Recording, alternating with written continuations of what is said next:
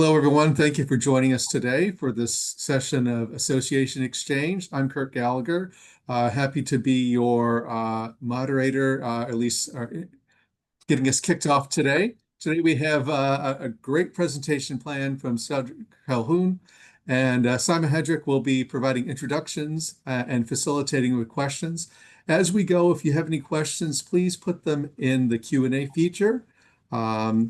The chat feature should be turned on in case anyone wants to share any comments with everyone.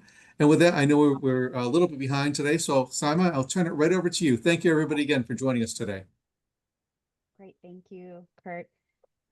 So thanks, everyone. I want to thank you, Cedric, for joining us for this timely webinar. I'm excited to introduce you, a fellow ASCE Delft scholar and a colleague with more than 2 decades of association management experience. So thanks for coming. I'm sure everyone is eager to hear what you have to say. Cedric is a trusted advisor in financial strategy and organizational change and program growth.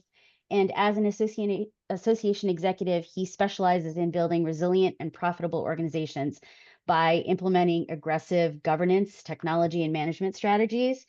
He's managed organizations in a variety of different sectors, healthcare and science to finance and technology, and he's helped them improve their financial health and long-term sustainability. He has a proven record of increasing profitability and productivity through strategic program assessment, marketing, and communications. And he's a sought-after international speaker, so we are very lucky to have him. He's consistently delivered results that enhance organizational value and resilience, and he's currently the executive director of the American Society of Agricultural and Biological Engineers. Hopefully I got that right. Yeah, yeah. It's a mouthful. So thanks for sharing your insights, and let's go ahead and get started. Can you see my screen okay?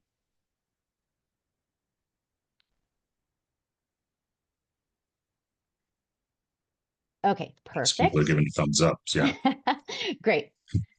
Okay, so let's move on to the next slide. This is us, pictures of us that you need to see up close and personal. And here is your first slide, Cedric. Go ahead. Yeah, so thank you for having me, Simon. Thank you all for joining. And just as a quick intro to this presentation and what we're going to be talking about today, I think all of us. Oh, yes, go ahead, Simon. You're muted, friend.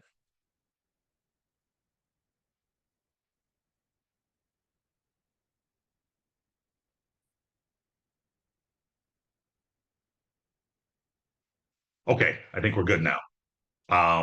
So yeah, I think what we're all facing right now is sort of navigating this sort of unprecedented unpredictability of funding, right? And so with that, what we were doing 3 years ago has probably drastically changed for some of you. For others, hopefully it hasn't changed as much. But when we're talking about economic volatility, donor behavior making a significant shift, those are all challenges as well. But then the landscape itself has fundamentally changed. And again, we're going to talk about some of these things today. There's competition for every single dollar that's being given. And then also the elephant in the room, which we're going to talk about towards the end of the presentation, is, the deep cuts in government funding, right? And how are we going to move around that? How are we going to create different funding sources if that has been one of our sole and or big sources of income from the development side of the house. So what we want to talk about at the end of the day is we just don't want to talk about surviving. We actually want to talk about making some slight changes to turn that conversation into thriving, and how we face these challenges. So we're gonna talk about these 3 specific areas of aligning strategy, shared vision, and the government funding challenge. So when we start to get into this conversation, I think what we have to really focus on is, where were we before, and what are we doing to make those shifts and changes as we look forward to the future? And part of that is obviously going to be the planning side of the house. And so let's just jump into that right now. So fundraising, as we know, and here's one thing you need to know about me: I don't really like slides. So I just really want to have a conversation with you all today. So you're going to feel that I'm bouncing all over the place, and that is actually by design, because I don't really like to follow slides and speak to you from that perspective. So slides, you can read those. What I want to really do is just have a conversation with you, and then hopefully when we open things up to questions, we can dive into these areas a bit more specifically. But let's talk about this from a what really happens a lot of times is, there's a misalignment, right? Between mission, our programs, our resources. We certainly sometimes make promises that we can't keep, and or there may be expectations that can't be managed or otherwise, right? So one thing that I really like to talk to folks about in these types of presentations, and even to my own staff, frankly, is, where are we looking at this from a strategic planning perspective? Is our development, is our fundraising a critical part of our strategic plan? And if it's not, then obviously it needs to be.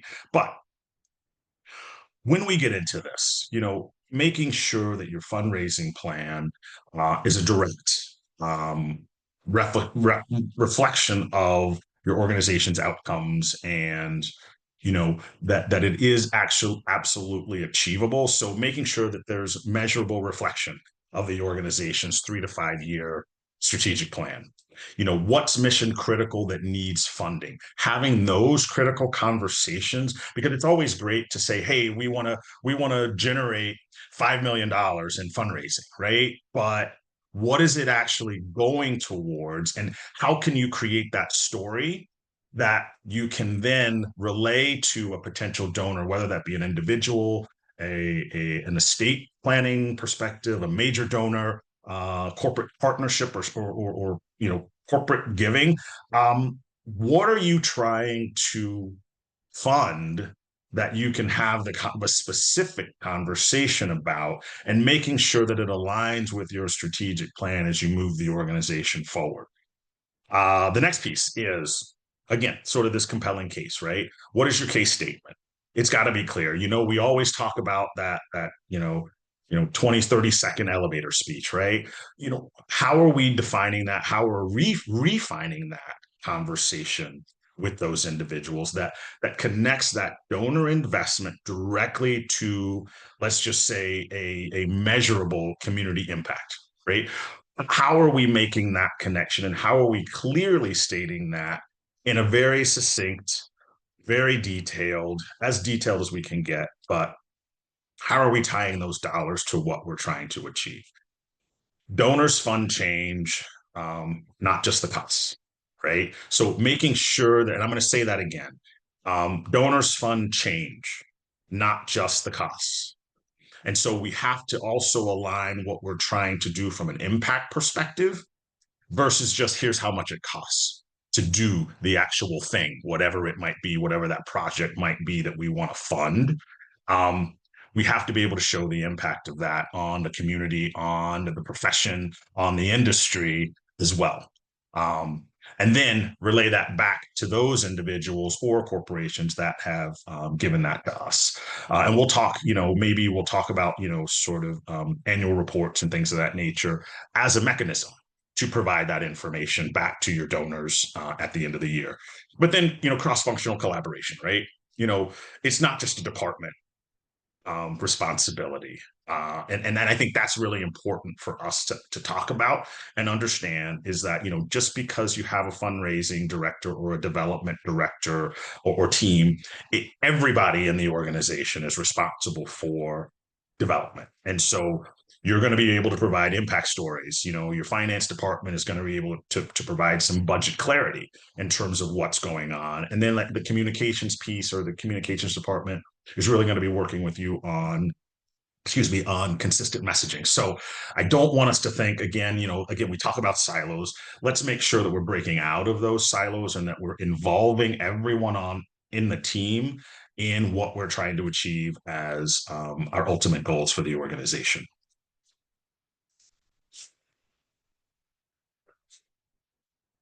And so, as I talked about before, we want to also have a shared vision. And so, one big thing that I really want to talk about within this presentation is engaging our leadership. Again, when we talk about it from the staff perspective, it's important again not to just say like, oh well,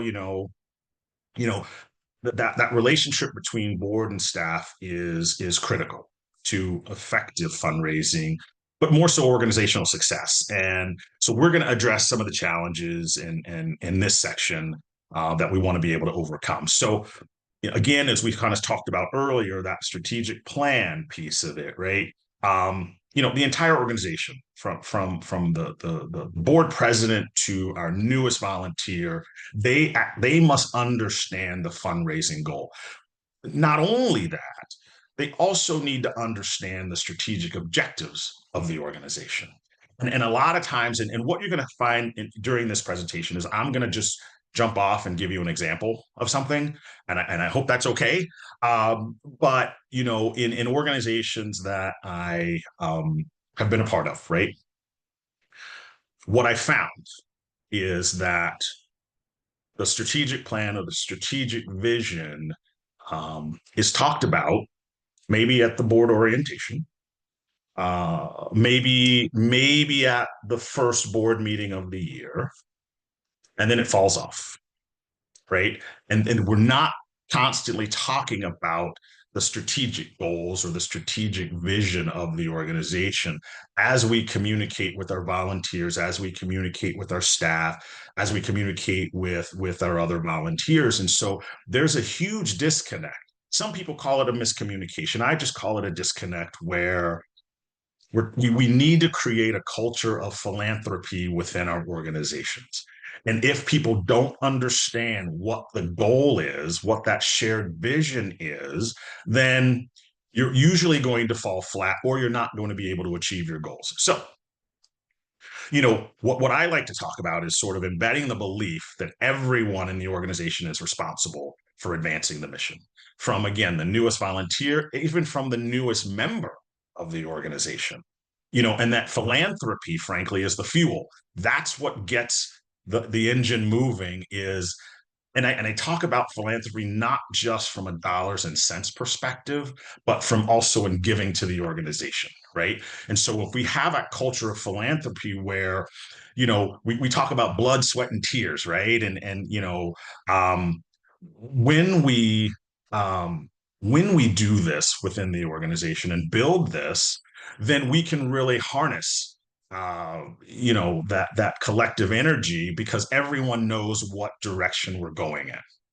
And when we fall off of that is when we start to see the issues of, well, yeah, we didn't hit that fundraising goal, or we missed the mark on this, or we missed the mark on that. And, oh, I didn't know about this, or I didn't know about that. And so, I know in organizations that I have been the executive of, or a C-suite member of, that often is the case, is just that we don't talk about it.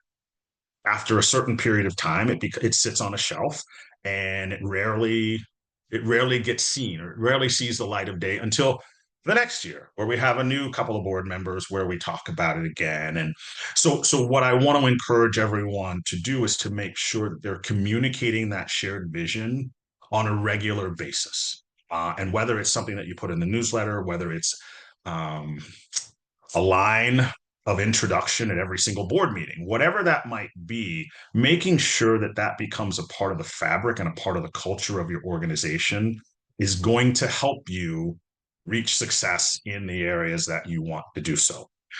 So the other part of this, right, is engaging the leadership. And we've talked a lot about that. And so I take it from my seat as well. And I put myself in the conversation as well, because it's critical that I do so not only for myself, for my board, but for the rest of my team. And I'm an outward facing exec. So I'm out there talking to people all the time. But the executive director, CEO, and the board are the chief fundraisers. Even if you have a development director, even if you have a fundraising department, we are, and here's where you also need to manage up.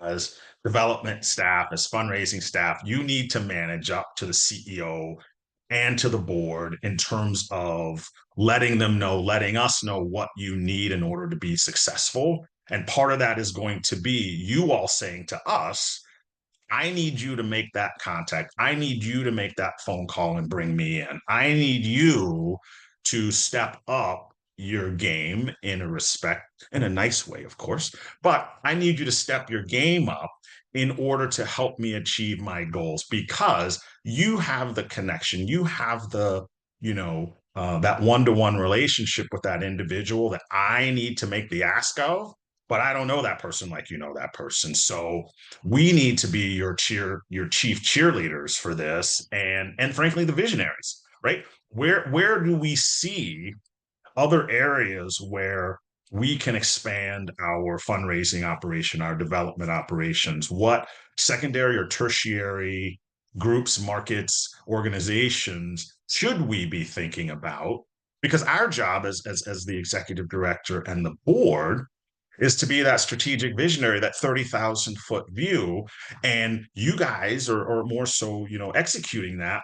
But if we're not helping you and giving you that vision, then we fail to do our job. So what I would encourage everyone to do in this respect is make sure you're managing up and letting us know what you need. And ways to do that, right, is sort of what I call, active advocacy, right? So what I mean by that is sort of leadership. We have to be visible. We have to be the vocal champions. The donors, especially, and I say this, especially the major ones, they want to hear the vision directly from the top. And that's what I mean by you guys managing up and saying, I need you to make that phone call. I need you to send that email, whatever it might be. Hey, when you're on the golf course with so-and-so, I need you to drop this information to them, right? That's the job that you need to be giving us in order to help you achieve your goals and the goals of the organization. The other side of this is commitment and investment. We've got to commit to, your leaders have to commit to the time to cultivate that sort of relationship building, right? And ensure that you guys, as the development team, you have the technology and the staffing that you need to succeed, right? Our job is to give you the resources you need to be successful, right? And so you need to then be able to communicate that to us to say, hey, you know what? I need this new donor software. I need, you know, this new technology in order for us to reach the next level. And here's what the investment's going to be. So obviously we're aware of that information. You've done the due diligence on whatever that might be. And so then you're presenting a case for why we need to have it and how much that is going to help us raise moving forward.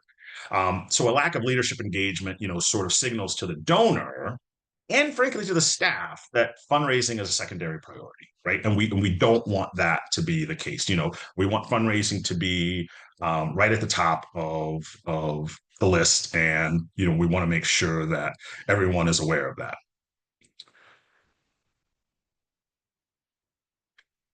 I think I'm good.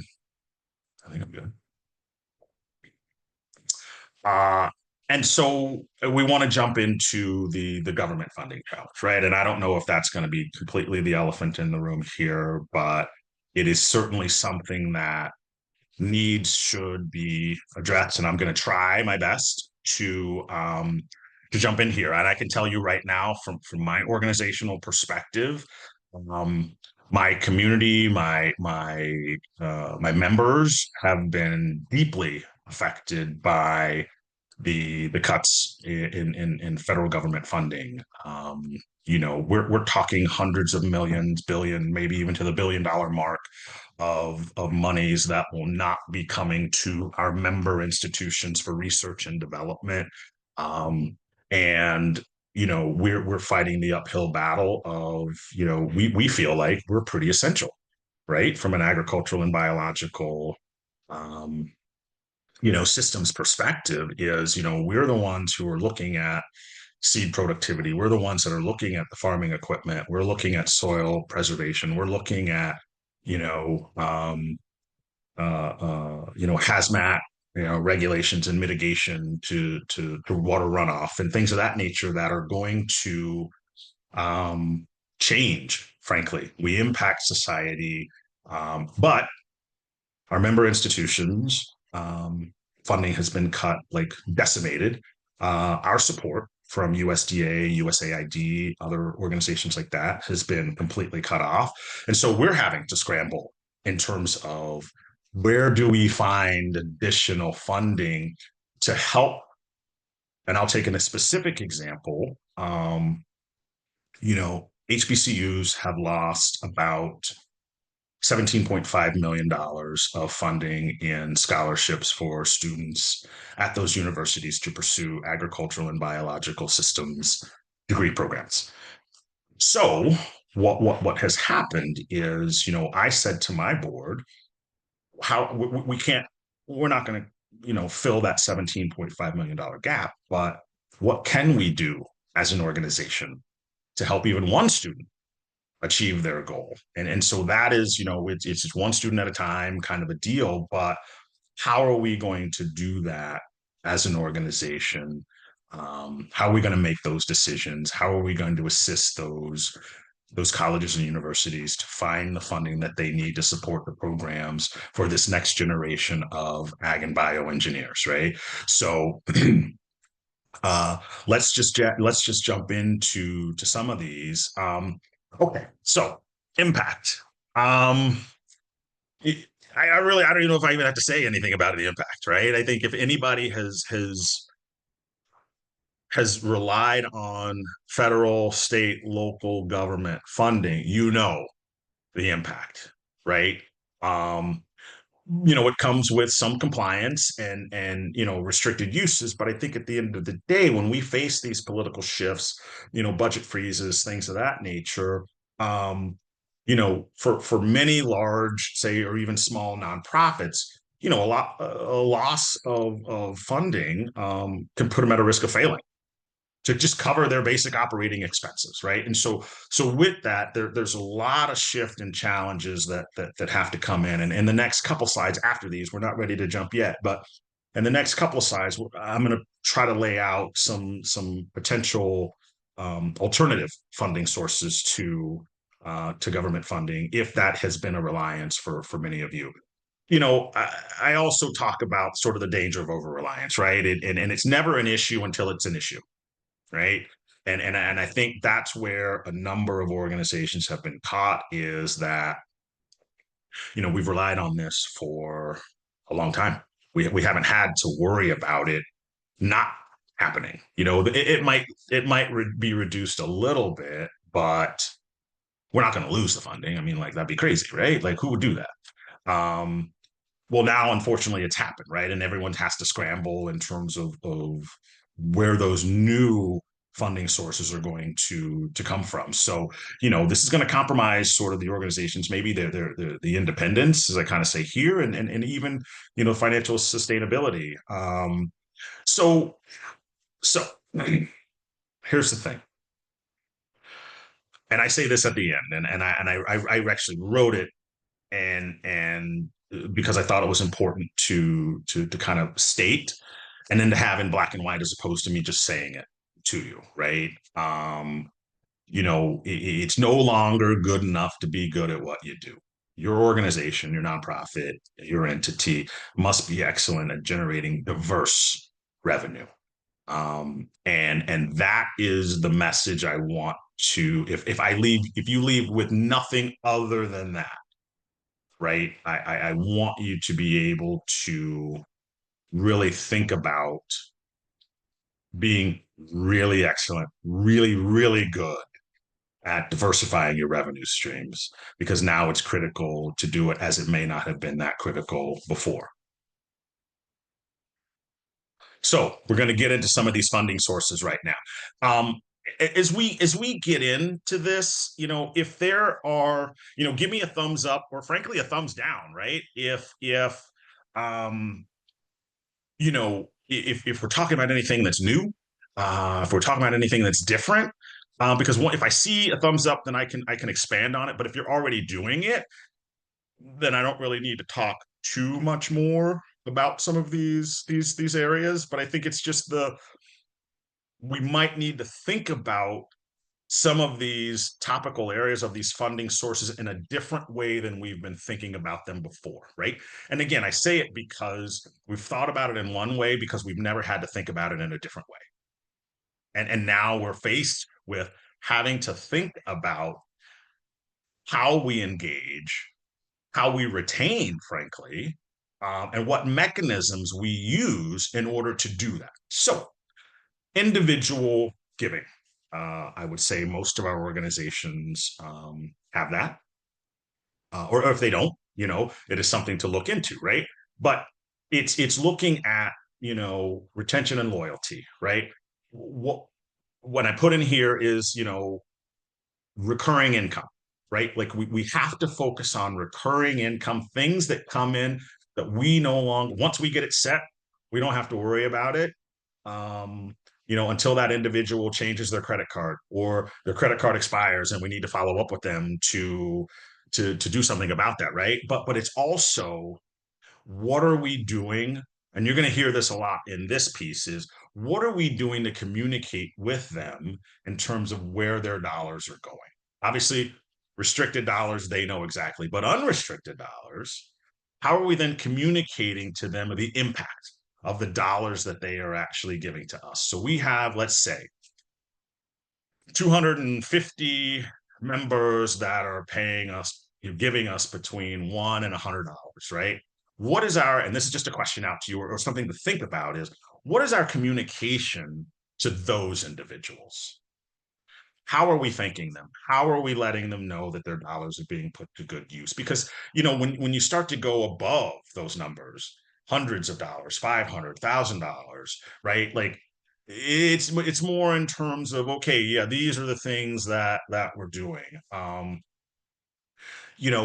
think beyond that, it's really then looking at from a major gift perspective, where's that cultivation, right? I know with my organization, we certainly have some challenges, right?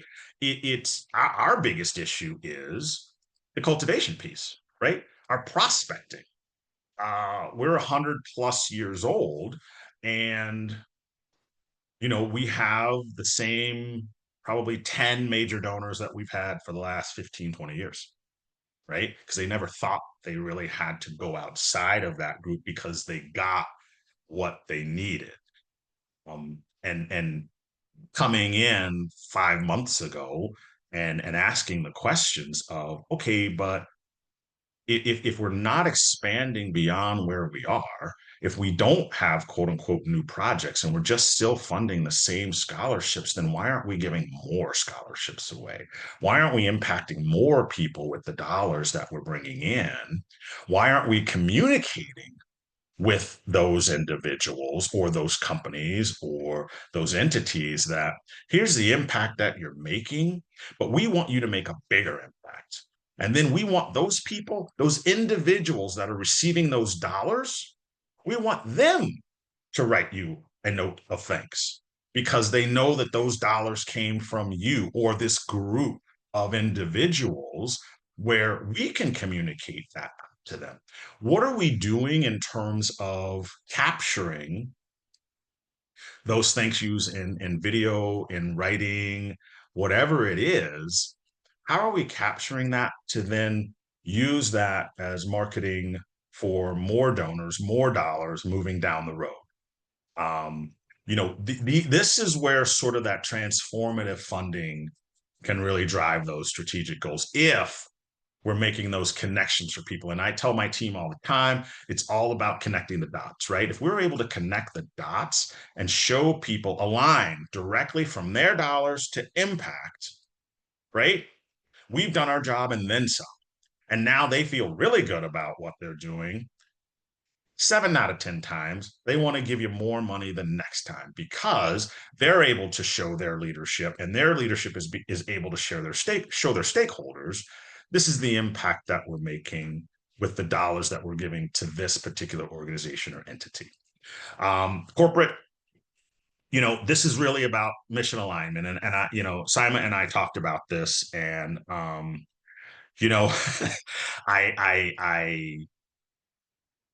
hesitate to say it, but I'm going to say it anyway, right? We have to be careful of the dollars that we take. And I've told multiple organizations, multiple development teams that you never want to sell your soul to the devil for $1 million, right? Be great to have, but you have to be very careful about who you get in bed with. Because there may be demands, there may be restrictions, there may be things that come up that just is not in alignment with your organization. While the money might be great in order to complete a project, the hoops and the things that you might have to go through and give up in order to get it may not be worth it at the end of the day. And so you have to make that decision. Your board collectively have to make that decision in terms of what money do we take, and what's it going to cost us, right? Not in dollars and cents, but what's it going to cost us at the end of the day in order to take this money and get this funding. So that with the corporate partnership side is, it's moving beyond the sponsorships, right? It's how does that align with their organization's mission, right? So it's yes, it's about our mission as well, but what are they trying to do? And when you're making that ask and you're making that pitch, knowing what those things are and being able to communicate that to them. Hey, we know you're interested in X, Y, and Z. And this is how these dollars are going to be used to advance even your mission of an organization from a philanthropic perspective. And we want to help you do that. So help us help you complete your mission while you're helping us complete our mission and our directives as well.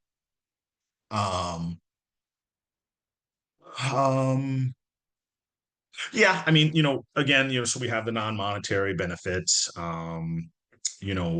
I think, the biggest thing that I want to talk about from this particular one is making sure that you're getting significant funds and making sure that you're able to communicate back to them how it's being used, who's using it, and then also having those individuals or entities that are using it be able to communicate back with them in terms of, thank you so much, here's how we're using your dollars, so that they see the full circle of that. And then you can go back and ask for more and say, we can impact this many more people if we had another $25,000. You've already seen what we can do. We want to do more and we need your help to be able to do that. Okay. And then our next area, oh, I'm sorry. Okay, foundation grants. So again, this is sort of strategic, right? Like you need to make sure that you're targeting the ones, and we just went through this exercise for our organization, right? So I had our team really look for, I want to know the private foundation, family foundations that support agricultural and biological engineering specifically. And there were only 5, maybe 6 where that was a specific focus for them. And then I had my team learn every single thing about those 6 family foundations and understand who they've given to in the past, if they could find that information, what amounts for what projects, if they could find that information, and really build a case for us to be able to tie specific things that we were doing with what they were doing. And so, you want to try as much as you possibly can. Or a lot of these foundations, really offer sort of that unrestricted dollars, right?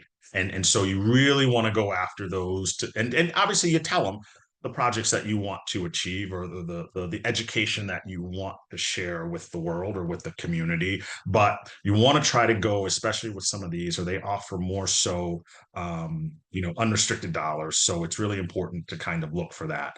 And also they can be more flexible, right, than government grants. And I'm not going to say it's the red tape is less or that it's a shorter turnaround, but it's usually a shorter turnaround if you're going at a family foundation and you're able to do it very specifically and align with what they and what their goals are. Sort of earned income strategies. I mean, these are less. They can generate some revenue while advancing the mission, but these aren't going to be necessarily huge. Now, what I will say from an earned income perspective is to really look at your investment portfolio, which isn't on here. It's really look at your investment portfolio, um, and how much revenue are you deriving from your portfolio, and do things need to change based on the market volatility? Really looking at your investment strategy as an earned income strategy itself, right? And so it's being savvy about, working with an advisor or a broker on where do we need our money in order to meet some of these other challenges, or goals that we have as an organization, right? So it's looking at all of it across the board, in terms of the earned income side of it, and then plan giving, right? Where you're looking ahead, right? And so some of us, we don't know when those things are gonna hit. We had a weird situation where an individual pledged 5 years ago at his death. Well, the market was really good for him for whatever reason between then and now. And he said, is there a possibility that I could give you what I was going to give you now versus when I pass? And frankly, I may actually add something in there as well, but I'd like to give it to you now.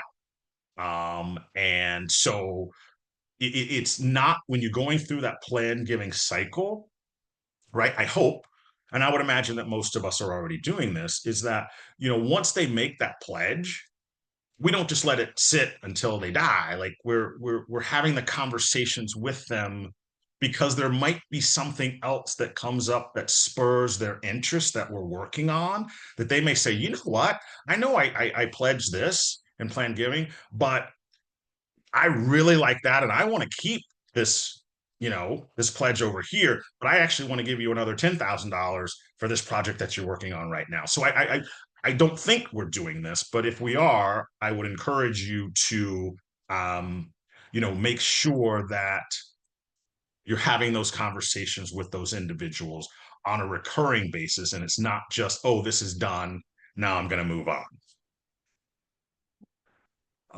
Let's see. So my question to the group, in my final slide is, you think about this. You don't necessarily have to share it with me today, but what is the one action your organization will take this week? And I'll give you even next week, right? It's going to use to diversify its funding model, right? And think about that long, hard, deep, and really think through sort of, what can I do in a week's time, 2 weeks' time, to diversify what we're doing right now? Because that's going to be critical as we move forward, because you always have to be thinking about what's the next move. While we solidify what we have right here, what's the next thing that we're going to be working on as it relates to, frankly, the challenges, and trying to even predict, right? What shoe might drop next, in your donor model, right? So is there anything that's on the cusp that you think may or may not happen? How are we working right now to replace that revenue if it happens? If it doesn't happen, then it's gravy, right? But we always have to be thinking about what's next, and how we're going to diversify that funding model moving forward. Great. And now I'm done with slides. Yes, I'm going to stop sharing my screen. Yeah. And so the opportunity here is for folks to ask questions. But as I was hearing you talk, I think there's some things that are sort of universal that everybody wants to know about. So I will ask a question, but those that are on the call, please feel free to add your questions in the Q&A box so that we can ask Cedric and get some of his insight. But as we prepare for that, one of the things that I wanted to ask specifically is, how do you balance the need for a strong financial position with the need to focus on the mission of the organization? Yeah. Well, okay, I should have added a fourth challenge, right? Because it is certainly, you don't want to lose sight of either one in pursuit of the other, right? So, you have the organization's mission of, okay, well, we want to do, well, our mission is, our mission specifically is to basically be a resource for ag and biospace to affect water, food, fiber, timber, and energy, right? And so that is broad, right? By every stretch of the imagination, right? So in order to do that, what I've shared with our group is, from a planning perspective, like from a funding perspective, let's focus on 2 to 3 things that project-wise that require, and I'll even say significant funding to achieve to support our mission, right? And so it's like we can't do everything. And so it's really trying to get the board and the staff, and this is where we talk about that shared vision of what are the 2 or 3 things that we can achieve in a year's time that supports our mission.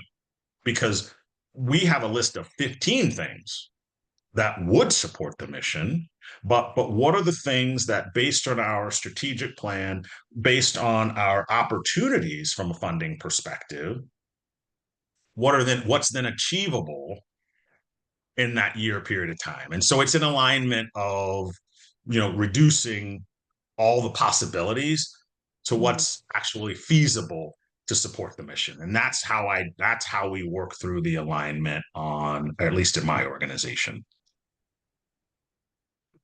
Great. Okay, so one more question. So if your organization, hypothetically, if your organization's fundraising efforts are plateauing, what can you do to reach new audiences and donors? How do you innovate in that way to reach those new potential donors? Yeah, I mean, and here's another example even from today. I talked to our development director and who's relatively new, but I said, okay, we are sort of somewhat flattening in terms of, yeah, we've had that same 10 major donors, forever, and we are kind of plateauing in that specific area, right? And so I think to that question, it's, how do you innovate? Well, what I would say is, if you can think about it, right? What areas haven't you tapped? What areas are on the fringe of, or even organizations that are on the fringe of where you have been traditionally asking, looking for dollars? Are there other non-traditional sources that might be out there that you're just like, yeah, that would never even make sense? But then you have to ask yourself, well, why wouldn't it make sense? If they would be interested in this project or this topic or this issue, why wouldn't it make sense? And it's also then the ability to make it make sense to those other donors out there. And so the innovation comes in where you get outside of your traditional box, right? And that's where you'll start to see the sort of fruits of maybe the labor, right? And I think I would also encourage individuals who maybe don't use it a lot, play around with things like AI and ChatGPT and say like, hey, we're in this space and we're looking for new sources of donor dollars or new sources of giving. What's a related area or a related foundation or group of funders that would be associated with this particular issue or whatever that might be. It certainly isn't perfect, but it could give you some ideas of areas to look at or organizations to look at, even partnering with on joint projects. And that would be another thing that I would look at is, are there other collaborators out there that might be working in the same space? It might be, frankly, in the same situation that you're in. And if you start to combine efforts, combine resources, those are other areas where you can find dollars that you may not have thought of before. So I think it's also just looking outside of ourselves. We get really comfortable in where we are. And I think it's our ability to be comfortable, being comfortable being uncomfortable, right? And stretching ourselves beyond sort of where we've been traditionally. Yeah, that's really great insight. I think the challenge though becomes like when do you know, when do you say no? When do you walk away from something because the cost of approaching that audience is so much more than you can handle as an organization? So how do you Yeah. make sure that the funding efforts that you're pursuing are sustainable Mhm.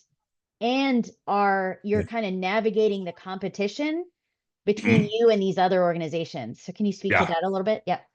Yeah, I think it's even understanding who your competition is. And a lot of times we don't even know, we don't do a competitive analysis on who's getting similar funding from similar and or the same organizations, right? So I think that's point maybe number one, right? And then like to your other question of how do we know if it's worth the effort, right? And does it make sense to pursue a funding partnership or a joint project with XYZ organization, right?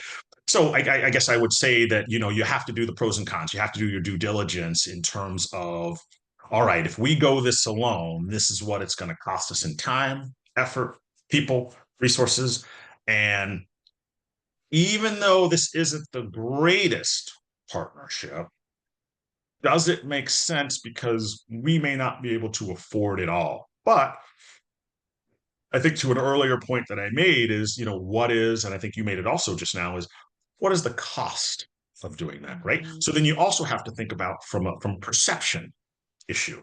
How is that going to be perceived within your membership, within the industry? So you have to weigh all of those things. And Right. yes, if you come to it and say, ooh, we had a falling out with this group many, many years ago. Probably not going to be seen positively by our membership if we were to partner with them on X, Y, or Z.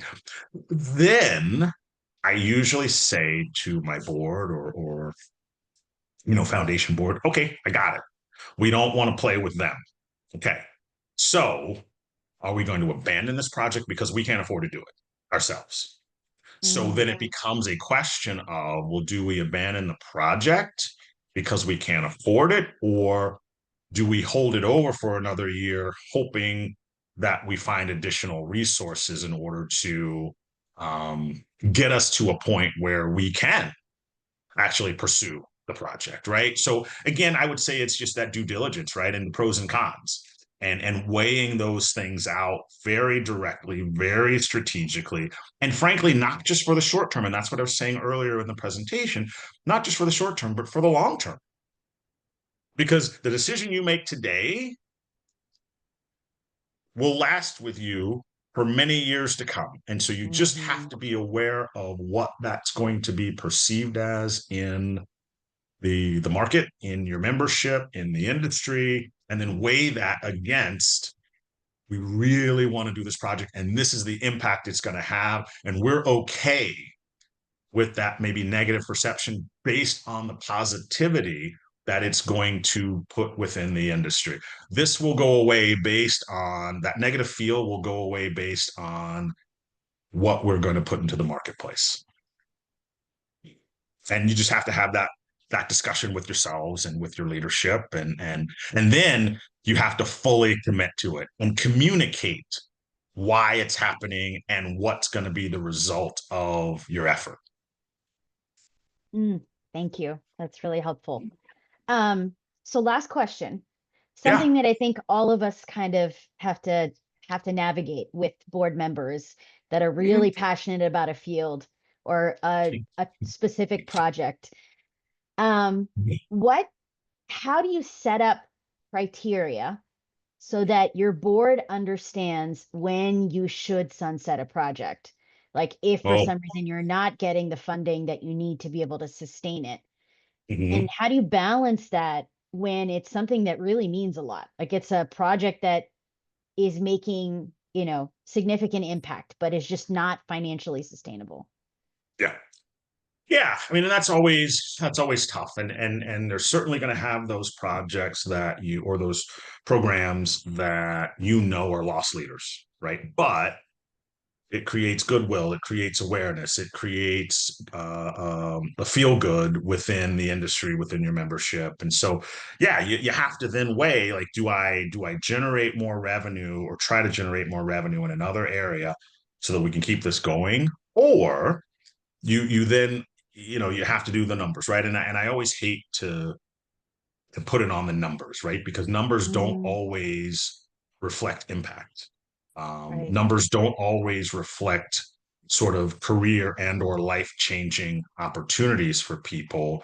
Okay, well, we have the scholarship program, and we're only able to give out one this year. We were able to give out 10 years ago, and the market hasn't been great, or we haven't generated a lot of revenue. But if you Right. look back at the individuals that it's impacted, um, it has made a significant impact on these individuals' lives, their career, their livelihoods, and you have to keep telling that story, right?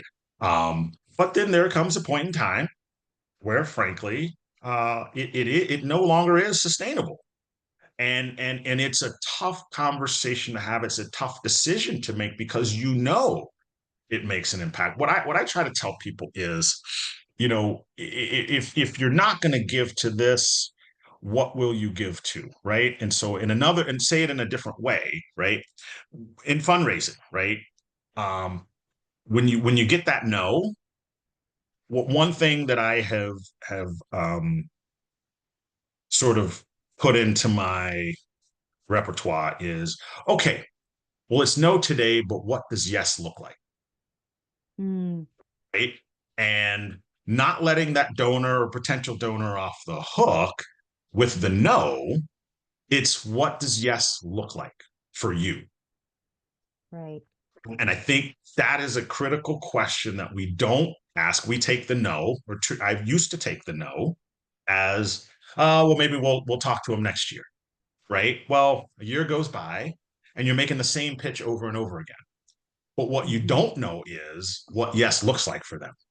And so I would encourage everyone to, you may not have to say it that way, but figure out a way to ask that question, um, and get that answer before you leave that conversation, before you hang up the phone, before the email thread dies off until the following year. Find out Mhm. what yes looks like. Yeah. Like what kinds of partnerships do you like to support? Right, What type of work would you like to do with this kind of organization? Yeah. right. Well, we are out of time, but thank you so much for a really Yeah, engaging presentation and thought-provoking just dialogue around fundraising. I know everyone has lots more questions. And Kurt, do we have a way for people to ask future questions, or is If this going they to be do, recorded? yeah, if they do, they can send an email through the Association Exchange website. Cedric, it's good to see you again. Thank you again. yeah, you as well, Kirk. I Thank want to you. echo Sima for providing such an insightful presentation. And Sima, thank you for being our moderator, handling the questions, coming up with some questions, and having a really great dialogue to follow up. So thank you, everybody. Please stay tuned for announcements about our programs in October, November, December. Actually, December will be taking off before the end of the year. But thank you again, Cedric and Sima. Take care, Thank you. everyone. Bye. Bye-bye. Thank you. Take care. Bye-bye.